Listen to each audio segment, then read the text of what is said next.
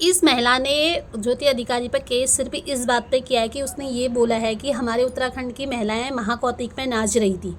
तो इनका कहना है कि हमारे घर में भी महिलाएं हैं, तो इसलिए उनको बुरा लगा और उन्होंने देवी देवताओं को का अपमान किया। अपमान करने वाली कोई भी बात नहीं थी। और उन्होंने ये भी झूठ नहीं बोला कि हमारे उत्तराखंड की महिलाएं महाकौतिक में नाच रही है।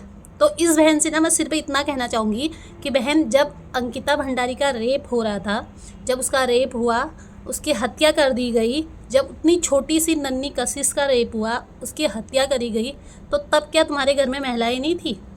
तब क्या पूरा घर तुम्हारा पुरुषों से भरा हुआ था? तब भी तो तुम्हारे घर में महिलाएं होंगी। तब तुमने केस क्यों नहीं करा उनके ऊपर? जब वो ऑडियो जब वायरल हुआ, उसमें वीआईपी का नाम आया, तो तब नहीं थी तुम्हारे घर में महिलाएं? तब तुमने क्यों नहीं करा उस पर केस? उसके ऊपर क्यों नहीं करी तुमने एफआईआर?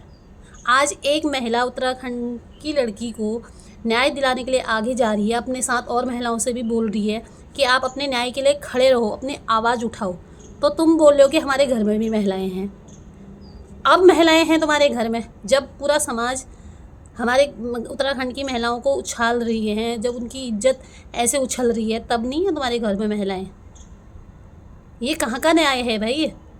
आज इतने दिन हो गए हैं वो ऑडियो वायरल हुए, तो उसको किसी ने गिरफ्तार नहीं किया। ज्योति अधिकारी के ऊपर एक ऑनलाइन एफआईआर हुई और उसे तुरंत अरेस्ट कर दिया गया, और उसके आगे पीछे एक नहीं, दो नहीं, 25-30 पुलिस वाले लग गए। ये कहाँ का न्याय है?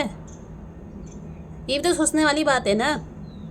आप लोग बोलते हो कि पहाड़ की लड़कियां सुरक्षित नहीं है। पहाड़ की लड़कियां ही नहीं, पूरे देश कहीं की भी लड़कियां सुरक्षित नहीं है।